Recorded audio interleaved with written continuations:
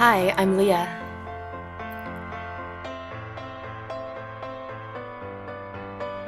For nearly 10 years, I blissfully spent every waking moment with these two.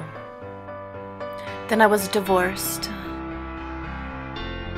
and could no longer be just a stay-at-home mom. So I reinvented myself. There were a couple false starts because first I had to admit that I am enough, that I am worthy. This was the hardest part of my transformation. There was so much fear, so much shame, there was so much loss.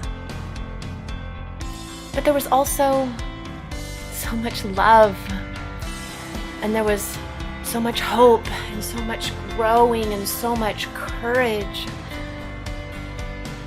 Out of the ashes came a new purpose for me.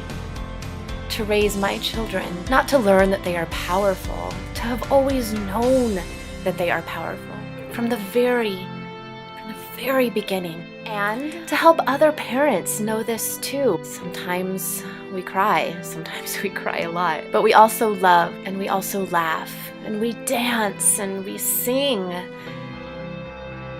We are wide awake. We are so abundant. And you are too. I'll show you.